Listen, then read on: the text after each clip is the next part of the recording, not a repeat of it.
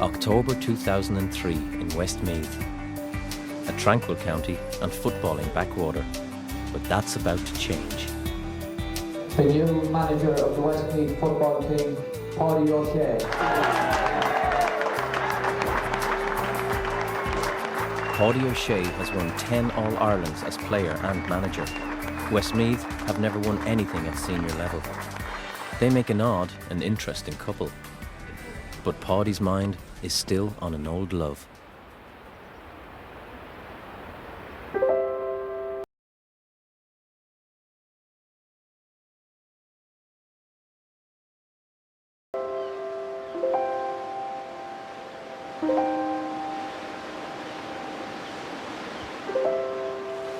The previous week, Páidí was sacked from the Kerry manager's job. At home in Ventry, he's hurting badly, feeling bemused by his dismissal. If you're somebody that the last thing I think about before going to bed is football and Kerry, and the first thing I think about in the morning when I wake up is football and Kerry, and that I've been doing that since I knew what a football looked like. Nothing meant more to me than the green and gold. It's no major secret. I heard the news second hand. Dúirt ban lum, go dúirt ban lé. It hurt me immensely, you know. I possibly felt that I was going to go away quietly. Give him enough of time now and he'll walk the plank, but no. In actual fact, my own wife and family said, make them fire you.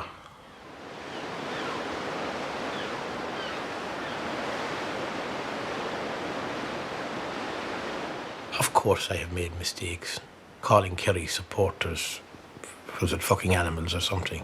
What I meant was that they were high achievers in Kerry, that they were animals to satisfy because they wanted their team in Croke Park every year. I mean, as far as I'm concerned, that's a compliment. That's a compliment. I have made mistakes, and I'll admit that I have made mistakes. Will they admit that they made a mistake, and will they admit that they handled their business untidily? I didn't hear any of them admitting it yet, anyhow. And you won't either. I didn't give any major thought to training another team, to be honest. I gave the Westmeath job no major thought. The ideal situation for me was when I was finished with management in Kerry was to bow out totally and not get involved in any managerial work anymore, maybe concentrate a little bit of my time on my family and my business. But again, in the manner in which it happened, all of a sudden, out of the blue, that's possibly how I said I better hang on to something for my sanity.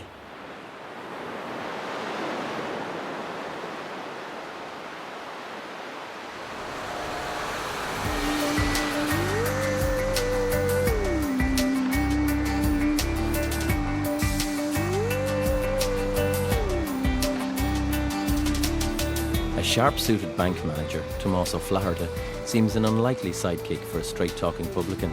But for Páidí, he's the obvious choice as trainer. They go back a long way. I remember the first time that I saw him, it was about 9, I would say, 8 or 9 at the time, and I don't know how I got into Dingle the certain evening, but I remember people were talking about this young lad playing left corner back, and he had the jersey outside the togs, and he had the white collar up, a red jersey, and I don't think there was numbers on the jerseys even, and that was the PO. Sure, he was on to me every 5 minutes about going to Westmeath, and I eventually gave in. That's it, go down on the ball, Russell, don't spill it. Go on, Russell, again. Go again, Russell, Rory, no fucking news coming in January. Come on, Larry, These days, championship preparations begin long before a ball is kicked. The dynamic duo begin working with their new team, knowing the National League will test Westmeath's early progress. In March, for the first time in Páidí's life, Kerry are the opposition. Unknown to an awful lot of people, yesterday was, apart from bereavement now and other situations, probably the hardest day of my life.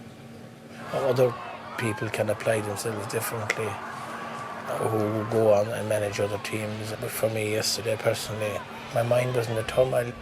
I was a Westmeath man yesterday, lump it or like it.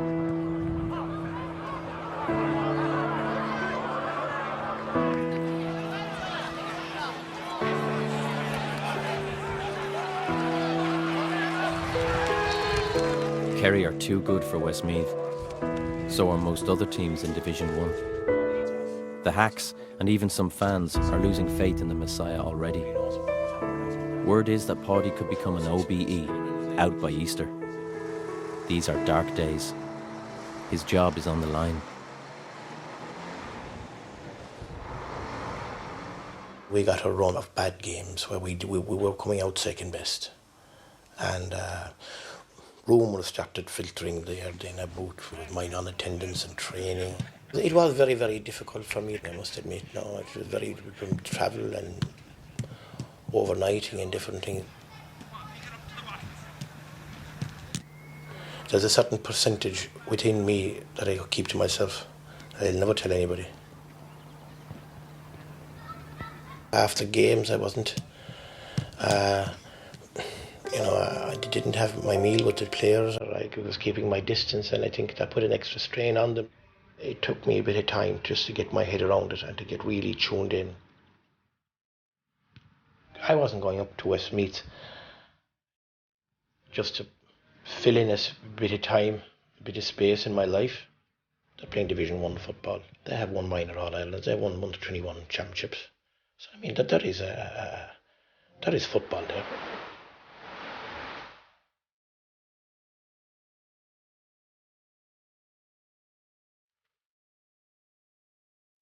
Westmeath win just one league game, their last one, but it saves them from relegation. Bruised and battered, they regroup at Inchydonny Beach in West Cork, digging deep within themselves to find the strength needed for coming challenges.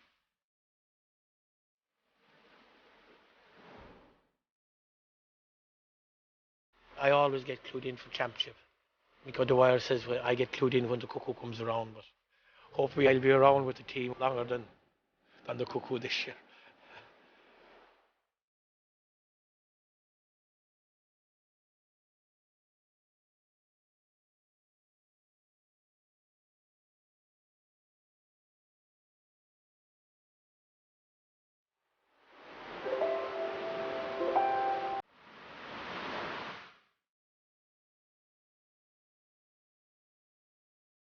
Back in Westmeath, it's the week before the first round championship game against neighbours Offaly. On the 92-year-old Joe Fox is in his 8th decade following the team. It's been a thankless task, but the excitement doesn't lessen with the years. I saw Westmeath playing in the first round of the Leinster Championship in 1930. We were beaten, of course, naturally. Counties with a smaller population, such as Carlow and Longford, won all right, but we never, we were afraid to get hurted. I was often in a crowd and some talk of coming around about football, you know, sort of way. And I'd be ashamed to say that I was from Westmeath. We were a kind of a laughing stock. The last time they beat Offaly, 1949. They beat them in a replay in Mullingar. They drew in Tullamore, and they beat them in a replay in Mullingar. That's the last time, yeah. They were a bogey team. Offaly is a bogey team to Westmeath. If Westmeath is beaten, I'll be in very, very bad humour. I'm a bad loser. Hope springs eternal in the human breast. Who's this Tennyson said that? Hope springs eternal in the human breast.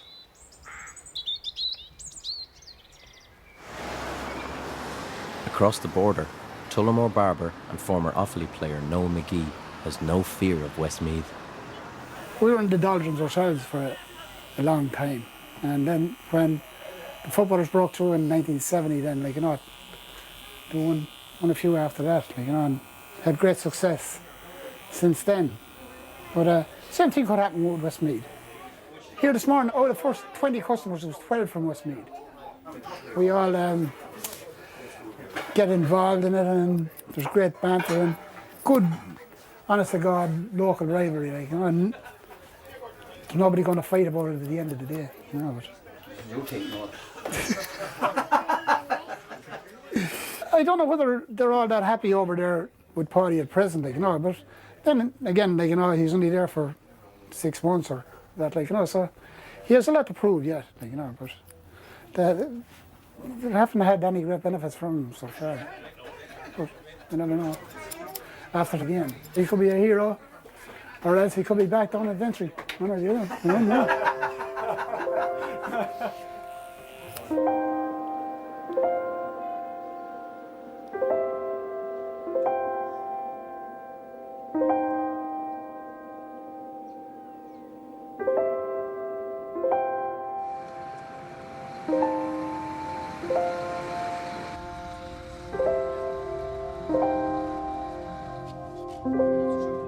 The championship is where you prove what you're made of.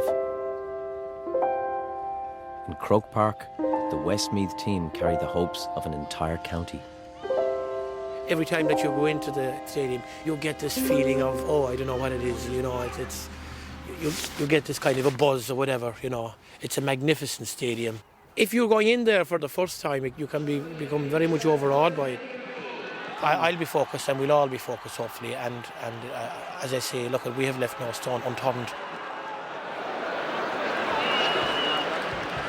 After all the hard work of winter and spring, the moment of truth has finally arrived. Westmeath have not beaten Offaly for 55 years. Is this to be the day? Paddy, the man who kept them in Division 1, looking to secure victory.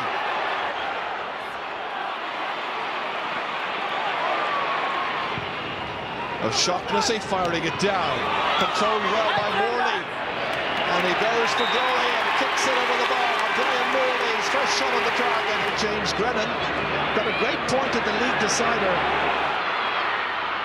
but he fists it instead quite wisely and puts it over. And there's an Offaly player down injured. It's Pascal Keelan. Team doctor in straight away, and the referee has issued a red card. It's Rory O'Connell who's been red carded. Westmeath are down to 14 men, and win or lose, O'Connell, their only All-Star, will face a 12-week ban. The season hangs in the balance. Now's the time to get in. Now's the time to get in the fucking boots again. Slattery, great run through, knifing his way through the Westmeath defence. Still Slattery. Good point.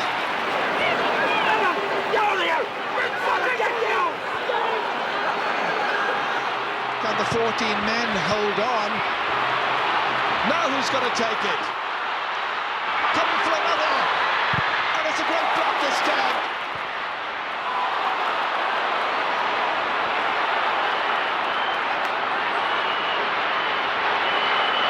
Morley trying to look for space. In he kicks as far as Michael Ennis, and Michael Ennis has kicked him over the bar. It's all over, and Westmeath beat Offaly for the first time in 55 years in the Leinster Championship.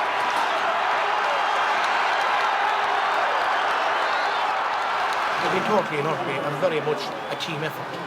Obviously, they'll be throwing a share of the old credit over to me and this and that, but I'll be honest with you, an awful lot of groundwork has been done in Westmeath ever before I got involved here, or Tomas Flaherty or Eddie Collins or Jack Cooney. An awful lot of groundwork has been done. Once the pressure wasn't so much on you as a manager as you experienced in Kerry, and maybe it was all the other side. I don't know when last there wasn't pressure on me. Stop, lads.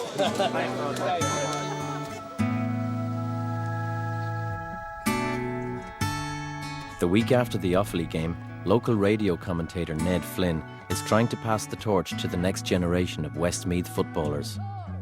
God, Colin, you have lots of work to do to get these fellas into footballers. The road to Croke Park starts here. Tackle, tackle, tackle! Oh, you're not supposed to give it back to her. Lads, who's out here marking this girl? Well, mark up, lads. Mickey Murray, are you afraid of this lassie? It has become a babysitting service. You nominate the place where the game is or the training is, and the parents will drop them there and disappear. Back for the shopping if it's a Sunday morning and come back and collect them. And then you're left there hoping and minding them and watching them. To go off a corner forward no matter who's playing bad. Mickey! 43 hops! Years ago, when people had no money, they seemed to have plenty of time and they could come and bring their cars to matches, help you out. Nowadays we have plenty of money, but apparently no time. I suppose if you look at people who commute from here to Dublin, leave 7 o'clock in the morning, back 7 or 8 o'clock at night, the last thing they want to do is go off to a bunch of screeching children looking after under 12s. You know, what they want to do is go to bed and get ready for the next day.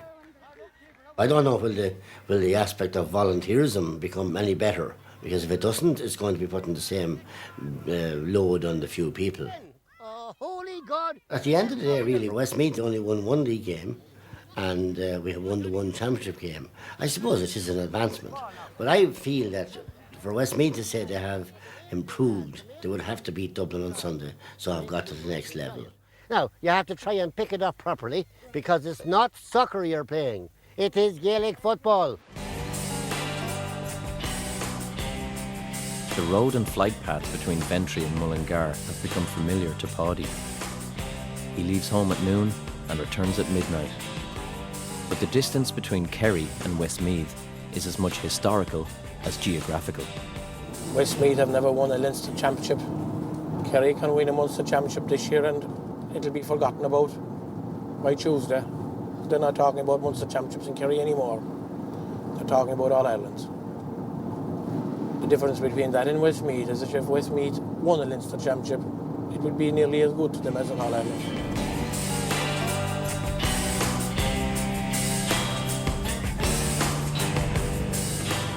The manager's head won't be in the clouds because of one victory. Dublin await, and they pose a new set of problems. They will have to approach the Dublin game the next day in a totally different way than they approached the Offaly game. You have a team the next day now who are probably the most physical team in the country, and we have to meet that challenge.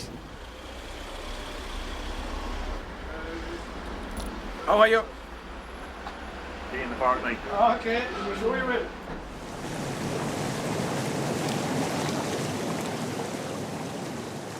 Hundreds of miles from home, marooned in Westmeath, Paddy could easily feel isolated. Luckily, he can count on Tomas, somebody who knows where he's coming from.